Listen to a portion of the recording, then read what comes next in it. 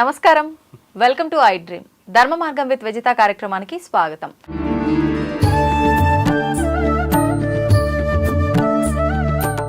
ప్రస్తుతం మనతో పాటు ఉన్నారు ప్రముఖ జ్యోతిష్య వాస్తు పండితులు బ్రహ్మశ్రీ దైవజ్ఞ వీరాపురం సుబ్రహ్మణ్య స్వామి గారు. ఇప్పుడు వారితో మాట్లాడి మనకున్న సందేహాలన్నింటినీ కూడా నివృత్తి చేసుకునే ప్రయత్నం చేద్దాం.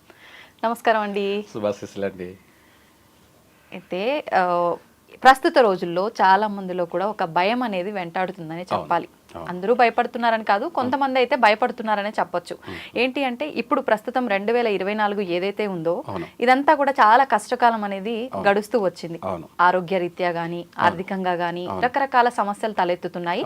వీటికి తోడు ప్రకృతి యొక్క విపత్తులు కూడా జరుగుతున్నాయి.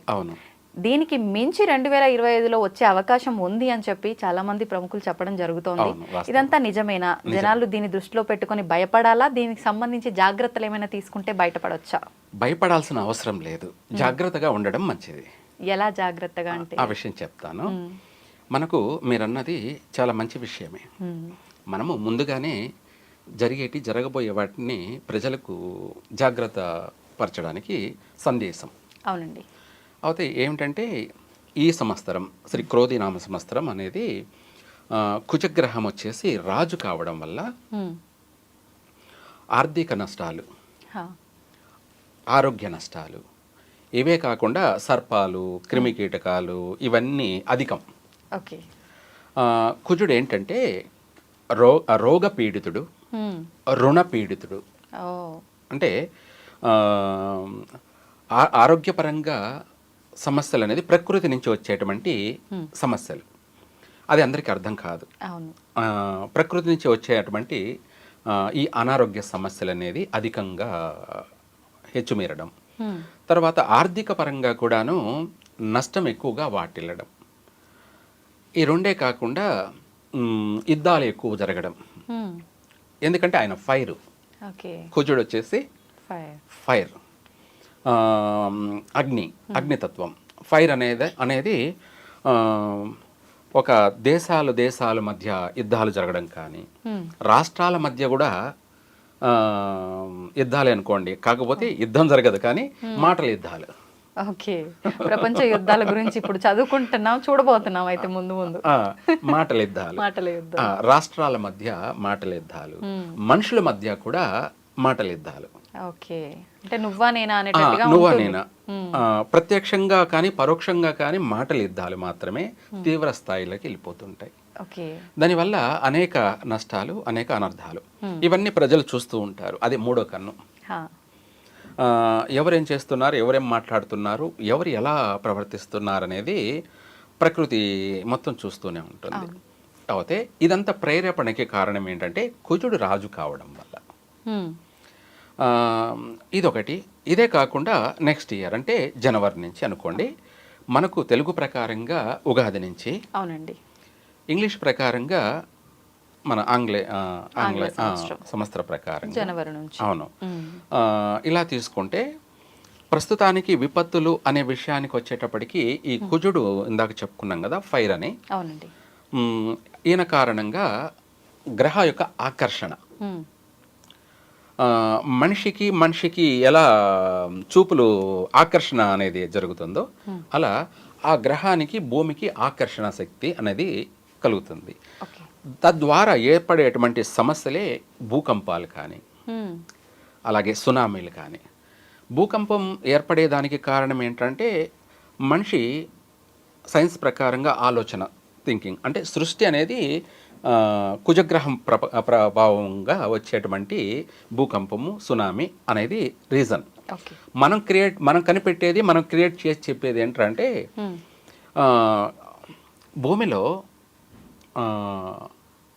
భూమి లోపల డెప్త్ అంటే లోతులో ఒక 100 అడుగులు అనుకోవచ్చు, లేదంటే 1 కిలోమీటర్ అనుకోవచ్చు. సపోజ్ కింద రాళ్ళు ఉంటాయి, పెద్ద పెద్ద రాళ్ళు ఉంటాయి. అవేంటంటే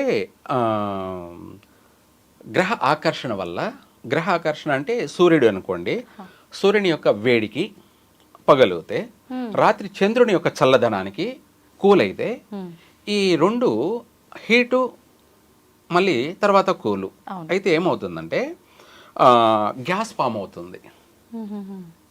భూమిలో. ఓకే. గ్యాస్ ఫామ్ అయిపోయేసి ఆ వేడికి ఆ ఉష్ణానికి రాళ్ళు పగులుతాయి. రాళ్ళు పగిలినప్పుడు ఆ రాళ్ళు పగిలినప్పుడు ఏమవుతుందంటే భూమి చీలకపోతుంది, అంటే పాయలు పాయలుగా చీలిపోతుంది. ఆ చీలిపోయినప్పుడే అది భూకంపం. ఓకే. అలాంటివి జరగబోతున్నాయి అయితే ఆల్రెడీ జరుగుతున్నాయి, జరగబోతుంటాయి ఇవి ఎప్పుడు కూడా. ఇవి వచ్చేసి కుజ ఆకర్షణ వల్ల, సూర్యుడు చంద్రుడి యొక్క ఆకర్షణ శక్తి ప్రభావం వల్లనే ఇవి జరుగుతుంటాయి. అలా పగిలి నెరలు చీలేదాన్ని భూకంపంగా నమోదవుతుంది. ఎందుకు మనము మీరే కనుక్కోవచ్చు ఆడవాళ్ళు. డీప్ ఫ్రిడ్జ్లో ఒక స్టీల్ గిన్నెలో నీళ్లు పెట్టేసి డీప్ ఫ్రిడ్జ్లో పెట్టేసి దాన్ని హై చేయండి. గడ్డ కట్టిపోయిన తర్వాత మనం చూసుకోకుండా ఉంటే ఇంకా కొద్దిసేపటి తర్వాత ఆ స్టీల్ అనేది చిట్లిపోతుంది. ఏమిటి చిట్లిపోతుంది, పగిలిపోతుంది. ఉన్న పరిమాణానికన్నా ఇంకొంచెం పెద్దగా కనిపిస్తుంది ఫస్ట్ అయితే చూడడానికి. మన ఇంట్లోనే ఒక ఫ్రిడ్జ్లోనే మనము ఒక స్టీల్ గిన్నెలో నీళ్లు పెట్టి హైలో అంటే ఎక్కువగా మనము ఫ్రిడ్జ్ని టెంపరేచర్ పెట్టుకున్నామంటే దానికి ఇంత టైం కేటాయించిన తర్వాత ఇంకా ఒక గంట 2 గంటలు ఎక్స్ట్రా టైం ఇచ్చి చూసామంటే ఆల్రెడీ అది పగిలిపోయి ఉంటుంది. స్టీల్ గిన్నె ఏదైనా సరే పగిలిపోతుంది.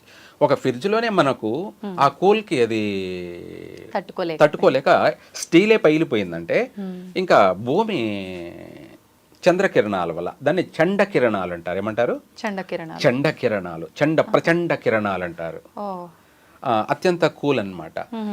పగలంతా హీట్ అయిపోయింది, రాత్రి అయ్యేటప్పటికి కూల్ అయ్యేటప్పటికి తట్టుకోలేక ఆ రాళ్ళు పగిలి బయటికి రావడం జరుగుతుంటుంది. ఆ భూమి పొరలు చీలిపోవడం, దాన్ని భూకంపం. ఇప్పుడు ఓన్లీ భూకంపాలైనా ఈ మధ్య కాలంలో మనం జల ప్రళయాలు కూడా చూసాం. ఇక్కడ మనకు భూమి అనేది మనకు కనిపిస్తుంది, మన నివాసం ఉన్న చోట చీలితే మనము కనుక్కోగలిగినాం. ఇవి సముద్ర గర్భంలో కూడా అలాగే జరుగుతాయి. సముద్ర గర్భంలో అలాగే జరుగుతాయి. అది జరగడానికి కారణం ఏంటంటే వీళ్ళ యొక్క స్థానాలు, వీళ్ళ గ్రహాలు ఉన్న స్థానాలు, వాళ్ళ కలయిక అనే దాన్ని బట్టి ఉంటుందన్నమాట. ఎప్పుడు జరుగుతాయంటే జరగవు. దాని ఎప్పుడు జరగాలో అప్పుడే ఆ గ్రహ ఆకర్షణ శక్తి వల్ల జరిగేటివి. ఆ సముద్రంలో కూడా ఇలా సంభవించడం వల్ల నీళ్లు పైకి ఉప్పొంగుతాయి. మీరు ఎగ్జాంపుల్గా ఏంటంటే ఒక టబ్బు తీసుకొని టబ్బులో నీళ్లు పెట్టేసి అందులో ఒక బంతి పెట్టేసి ఆ బంతిని నొక్కి ప్రెజర్ చేయండి. చేస్తే ఏమవుతుందంటే నీళ్లు పైకి ఉప్పొంగి వస్తాయి బంతి మీద నుంచి. ఆ టైప్లో సముద్రం అనేది నీళ్లు ఉప్పొంగి సునామీగా రావడం జరుగుతుంది. ఆ సునామీ ఏంటంటే ఎంతవరకైనా ఉండొచ్చు. దానివల్ల తీవ్ర నష్టాలు జరిగే అవకాశం ఉంది. ఇటువంటి ప్రభావం ఇప్పుడు ఈ నెలలో కూడా ఉంది. ఈ నెలలో అంటే డిసెంబర్లోనూ ఉంది, తర్వాత జనవరిలో కూడా ఉంది. ఏ ప్రాంతాల్లో అంటే ఏమైనా చెప్పొచ్చు అంటారా? మన భారతదేశంలో స్వల్పంగా నమోదయ్యే అవకాశం ఉంది. విదేశాలలో భారీ ప్రళయాలు సంభవించే అవకాశం అయితే ఉంది. మన ప్రాంతాల్లో చెప్పుకునేటప్పటికీ వైజాగ్, మచిలీపట్నం, సూలూరుపేట, చెన్నై, వీటితో పాటు గోవా, వీటికి కాస్త స్వల్పమైనటువంటి భూకంపం కానీ అలాగే సునామీ కానీ ఉంది అన్నమాట. నష్టం అయితే వాటిల్లే అవకాశం. జన నష్టం కూడా జరిగే అవకాశం ఉంది. ఎక్కువగా అధికంగా ఆస్తి నష్టం జరిగే అవకాశం కూడా ఉంది. ఇంకా చెప్పాలి అంటే విదేశాలలో మాత్రం భారీ నష్టాలు జరిగే అవకాశం ఉంది. కాబట్టి దానికి సంబంధించి కూడా ఆ గ్రహాల యొక్క శాంతి కూడా చేయడం జరుగుతుంది. ఆల్రెడీ మేము చేస్తున్నాం అన్నమాట. అవునా? అంటే రాకుండా ఉంటాయా ఇవి చేయటం వల్ల? అవును, కొంతవరకు ఉపశమనం ఉంటుంది. అంటే భారీగా నష్టం జరిగేదానికన్నా స్వల్పమైనటువంటి సమస్యతో వైదొలిగిపోయే అవకాశం ఉంది. నేను ఇంకో కొన్ని ఛానల్లో కూడా పోయిన శనివారం జరుగుతుంది అని చెప్పాను, జరిగి తీరింది. శనివారం రోజే జరిగింది. శుక్రవారం, శనివారం కూడా జరిగే అవకాశం ఉంది. అంటే 2 రోజులు కూడా జరిగాయి. అయితే ఇది మనం చెప్పామనే కాదు, అంటే గ్రహాల ప్రభావం వల్ల మనము ఎక్కడెక్కడ జరగబోయేది అనేది అర్థమవుతుంటుంది. కానీ ఇవన్నీ నిజంగా గ్రహాలలో వచ్చే మార్పుల వల్లనే అనొచ్చా? కలి యుగం కాబట్టి కలి ప్రభావం వల్ల ఇవన్నీ జరుగుతున్నాయి అనుకోవచ్చా? అన్నీ కూడా కారణాలు అనేకం. అయితే అన్నీ కలిస్తేనే ఇటువంటి ఉత్పాతాలు జరుగుతూ ఉంటాయి. మన ప్రాంతాలలో ఇది వరకు ఎక్కువ శాతం జరిగినట్టు ఎక్కడా లేదు. ఇప్పుడు తరచూ జరుగుతున్నాయి. అంటే ఇంకా జరిగే అవకాశం కూడా ఉంది. దీనివల్ల జన నష్టం కన్నా ఆస్తి నష్టాలు జరిగే అవకాశం అధికంగా ఉంది. అయితే ఇప్పుడు ఈ జన నష్టము, ఈ భూకంపాలు, ఈ జల ప్రళయాలు, ఈ యుగాంతాలు, ఈ విధ్వంసాలు ఇవన్నీ పక్కన పెడితే మనకు కరోనా వైరస్ లాంటి వైరసే ఇంకొకటి రాబోతోందని చెప్పి మళ్ళీ అంతే విధమైన జన నష్టం, ప్రాణ నష్టం జరగబోతోందని చెప్పి కూడా కొంతమంది మాట్లాడుతున్నారు. నిజంగా అలాంటి అవకాశం ఏమైనా ఉందంటారా? మీరు అన్నట్టు ఇందాక చెప్పాను, కుజుడు రోగపీడితుడని. ఆ సమస్య అనేది ఉంది, కానీ అంత భారీ నష్టం జరగదు. మొన్నసారి కోవిడ్ వల్ల జరిగినంత జన నష్టం జరగదు. కాకపోతే ఆరోగ్య సమస్యలు అనేది ఉన్నాయి, వస్తాయి. వాటి వల్ల ప్రాణ నష్టాలు అధికంగా జరగవు. కాకపోతే భయం కలిగిస్తూ ఉంటుంది. తర్వాత 2025 అంటే ఏంటంటే మనకు తర్వాత ఉగాది నుంచి కూడా సూర్యుడు రాజు. ఇప్పుడు కుజుడు రాజు. అప్పుడు ఆరోగ్యం అంతా బాగుంటుందా? అక్కడ కూడా లేదండి, అదే సమస్య. ఇప్పుడు కుజుడు రాజు, ఉగాది నుంచి సూర్యుడు రాజు. సూర్యుడు అంటే ఆ రోజు ఉగాది ఆదివారం రోజు రావడం వల్ల ఏ వారం వస్తే ఆ వారం, ఆ సంవత్సరం అంతా కూడా ఆయనే రాజు. ఆయన రాజుగా ఉంటారా? ఉగాది రోజు ఆదివారం కావడం వల్ల సూర్యుడు అధిపతి. అనగా ఆ రోజు రాజు, ఆ సంవత్సరం అంతా కూడా రాజు ఆయనేనమాట. అయితే ప్రపంచంలో, ప్రకృతిలో సూర్యుడు రాజు కావడం వల్ల ఆరోగ్య సమస్యలు ఉన్నాయి. అంతేకాకుండా విపత్తులు కూడా అధికంగా ఉన్నాయి. వీటికంటే మించి యుద్ధ వాతావరణాలు కూడా ఉన్నాయి, అంటే దేశాల మధ్య. వీటితో పాటు ప్రజలలో, రాజకీయాల్లో ఎక్కువగా విపరీతమైనటువంటి భేదాభిప్రాయాలు రావడం జరుగుతుంది. అంటే ప్రతి ఒక్కరూ రాజకీయం స్టార్ట్ చేస్తారు. చిన్నపిల్లల కాడి నుంచి కూడా ప్రతి ఒక్కరూ రాజకీయం అనేది, అవగాహన అనేది విపరీతమైపోతుంది.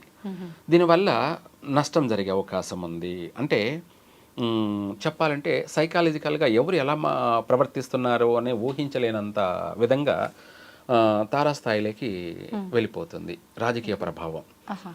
అనేక అనర్థాలు, అనేక నష్టాలు, అనేక సమస్యలు ఇవన్నీ కూడా ఎదురయ్యే అవకాశం ఎక్కువగా ఉంది. మొత్తం మీద ఓవరాల్గా ఏంటంటే ఈ సంవత్సరం, వచ్చే సంవత్సరం అంతా కూడాను విచిత్రమైనటువంటి ప్రకృతి విపత్తులు, రాజకీయ విపత్తులు, ఈ అనేకమైనటువంటి నష్టాలతోటి ప్రజలంతా కూడా డిస్టర్బ్ జరుగుతుంది. కానీ అలా అనేసి భారీ నష్టాలంటే ఏముండవు. మీరు ఇందాక అడిగినట్టు కరోనా లాగా వచ్చేటువంటి ప్రపంచానంతా భయపెట్టే అంత అనారోగ్య సమస్యలు, వైరస్లు ఏమి లేవు. చిన్న చిన్నవి అవన్నీ వస్తుంటే పోతూ ఉంటాయి. మరి ఈ భయం మనం ఎంత వద్దు అనుకున్నా తీసేయలేము. ఎప్పుడేమవుతుందో ఈ భయం ప్రతి ఒక్కరిని వెంటాడుతుంది. దాని నుంచి విముక్తి పొందాలంటే ఏదైనా దైవ ఆరాధన, మంత్రం అలాంటిది ఏదైనా? ముఖ్యమైనది అదే కదా. ఈ విశ్వంలో ఏదైనా మార్గం ఉంది అంటే అది భక్తి అనే మార్గం ఒకటే. ఇది అత్యంత శక్తివంతమైనటువంటి ఆయుధం, అత్యంత శక్తివంతమైన ఆయుధం. ఇంకా దానికంటే మించిన ఆయుధం అంటూ ఎక్కడా లేదనమాట. ఏ లోకానికి వెళ్ళినా కూడా లేదు, దొరకదు, ఉండదు. ఏంటండి ఇంతకది? భక్తి అనే ఆయుధం. ఓకే, మంత్రం ఏదైనా చెప్తారేమో అనుకున్నా. అయితే ఇప్పుడు చాలా మంది యుగాంతం అని చెప్పేసి ప్రచారం చేస్తున్నారు. యుగాంతం అనేది ఇప్పుడు జరగదు. కలియుగంలో ప్రారంభమై 5,000 సంవత్సరాలే, ఇంకా లక్షల సంవత్సరాలు ఉంది. మొదటి పాదమే 1,00,000 చిల్లర ఉంది అనమాట. ఏది 1,00,000 పైన సంవత్సరాలు గడవాలి కలియుగంలో, అప్పుడు 1వ పాదం అవుతుంది. అలాంటిది ఇంకా 3 ఉంటాయి, ఇంకా మొదటి పాదంలోనే మళ్ళీ మొదటి పాదంలో ఉన్నాం. 4 పాదాలలో 4,00,000 చిల్లర సంవత్సరాలు ఉంటే మనము ఒక సంవత్సరం ఇప్పుడు వచ్చేసి 1,00,000 కూడా జరగలేదు, 5,000 మాత్రమే జరిగింది. అంటే మళ్ళీ ఒక్కొక్క పాదంలో కూడా మళ్ళీ 4 పాదాలు ఉంటాయా? అలా అనుకోండి భాగాలుగా. ఇప్పుడు మనం ఒక నక్షత్రం అనేది, ఒక రాశిలో నక్షత్రం ఉంటే నక్షత్రానికి 4 పాదాలు ఉంటాయి, 4 అక్షరాలు వస్తాయి. ఇప్పుడు మనము ఎగ్జాంపుల్గా అశ్విని నక్షత్రం 4 పాదాలు ఏంటంటే చు, చే, చో, లా అక్షరాలు. ఈ 4 పాదాలు. 4 పాదాలు అంటే 24 గంటలు ఉంటే వాటిని 4 భాగాలు చేస్తాం. 4 భాగాలంటే ఎన్ని భాగాలు వస్తాయి? ఒక్కొక్క పాదం 6 గంటలు, 4 ఆర్ల 24 గంటలు ఒక రోజు. అలాగే ఇక్కడ యుగం కూడా అంతే. కలియుగం కూడా 4 పాదాలు ఉంది. ఈ 4 పాదాల్లో ఒక పాదానికి 6 గంటలు ఎలా మనము నిర్ణయించామో అదే విధంగా ఒక్కొక్క పాదానికి 1,00,000 చిల్లర సంవత్సరాలు ఉంది. ఇందులో జరిగింది ఇప్పటికీ 5,000 సంవత్సరాలే. ప్రారంభమై కూడా కలియుగ ప్రారంభమై కూడా 5,000 సంవత్సరాలే. ఇంకా ఎంత ఉందో మీరే అర్థం చేసుకోండి. యుగాంతం అనేది ఇప్పుడు జరగని పని. కానీ ఇటువంటి యుద్ధాలు, వాతావరణాలు, ఆరోగ్యపరమైనటువంటి దేశమంతా పీడించేటువంటి వైరస్లు, ఇటువంటివన్నీ కూడా వస్తూ ఉంటాయి, పోతూ ఉంటాయి. కానీ భారతీయులకి, భారతదేశానికి ఎటువంటి నష్టమూ లేదు. ఎవరు భయపడాల్సిన అవసరమో లేదు. నిజంగా సంతోషించదగ్గ విషయం అండి. వచ్చినా మనం తట్టుకునే శక్తి మనకు వస్తుంది అంటే భక్తి రూపంలో వస్తుంది. ప్లస్ జన నష్టం కూడా లేదు అని అంటే ఇంకా.